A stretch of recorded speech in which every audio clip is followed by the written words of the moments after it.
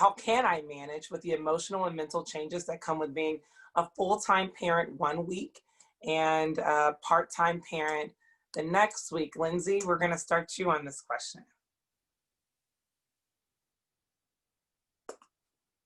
All right.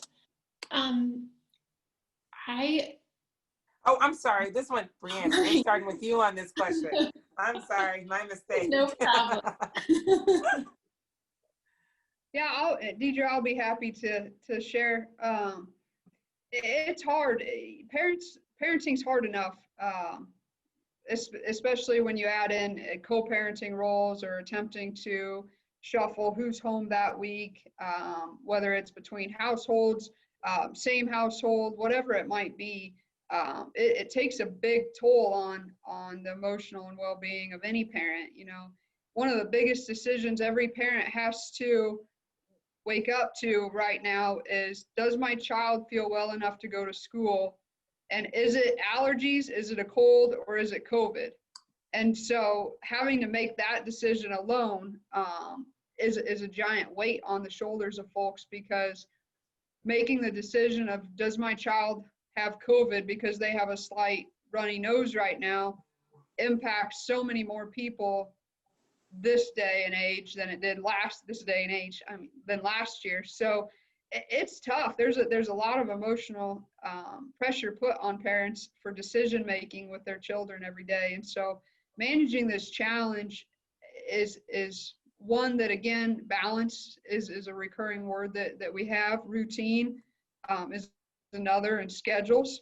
But adult time alone, it's important for parents, whether they're married and co-parenting well together, whether they're step parents and they're attempting to co-parent from a distance, or divorced home attempting to co-parent from a distance. It's important that they all still make time for themselves. So many parents do a great job of putting their children first, their needs first, attempting to muddle through the technology that the kids have at this point, and they put their own needs on the back burner.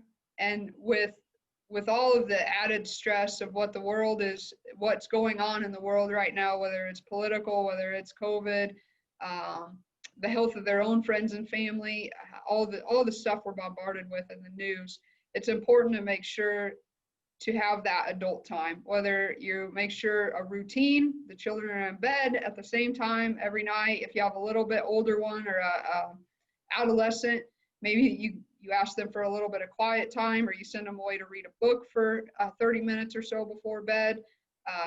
But finding that opportunity to reconnect with your friends and your family, whether it's at 8 o'clock at night, or you schedule a girls' night, a boys' night, a family night that the cousins get together and the adults get together, just finding that time to address your own mental health needs is incredibly important for adults getting through the emotional challenges of co-parenting one week and full-time parenting other weeks. Sounds like we need to create opportunities to build relationships in a challenging way and in a safe way as well. Dr. Hill, you have anything on this one? Yeah, I have a couple thoughts on this. One is, I think it's really important to create a space for the family to talk about some of these feelings, because everybody's having a lot of emotion right now. So just creating some time and some space to be able to do that and to validate that this is hard, right? So just being able to kind of talk about that together and know that you're kind of all experiencing those same things, and that that's normal right now. And it's normal to be, really frustrated with the situation, that you're not allowed, you can't do these things that are important to you and that you really want to do.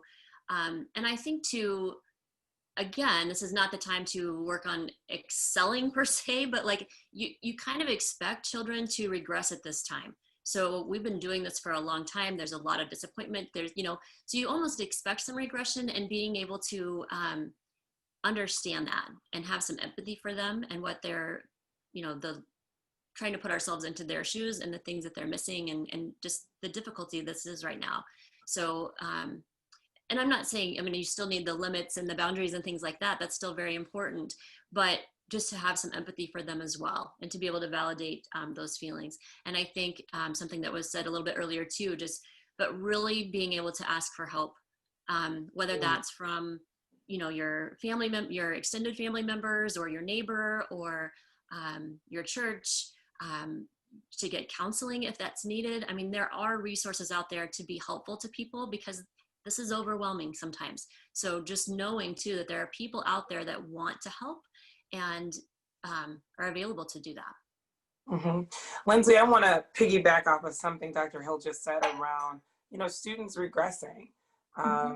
Parents, many of our parents that have students in the household right now, we're not trained teachers, and they're not getting the benefit of what the value of a teacher may have. And so there could be some steps back. And I'm sure parents sometimes feel like that every step that the child takes backwards is a reflection on their parenting.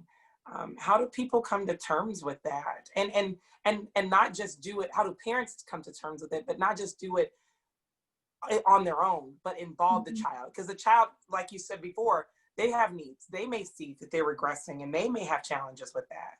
Yeah, I think acknowledging that no one is alone in this, right? I think sometimes it's easy to fall into I'm falling behind sort of mentality, and everyone in the world is actually dealing with this right now in one form or another. We are all managing through this pandemic the best that we can. I think one thing that can be really helpful when you notice that kind of regression, or you feel like you're slipping back or losing ground, is having a conversation about a time you made it through a hard thing before. What helped? How did you make it through something before? I think sometimes when those emotions get overwhelming, it can feel like this is going to be forever. And so remembering a time in the past where you were able to make it through a challenge and what helped you do that can remind you that you have the skills and the tools to make it through a challenge, and maybe can give you footing to take the next step forward, even if you feel, and maybe especially if you feel like you're slipping back in this moment. So are you suggesting that people share these times with their children? Yes. Times where maybe they had difficulty? Yes. Yeah, wonders, yeah. Awesome. And I can imagine how some, people want their children to believe that they're superheroes and they can accomplish anything and everything. But perhaps a part of being a superhero is letting a child know that at some point in time, mom or dad was having a difficult time, and this is how we got over it, and you can do it too.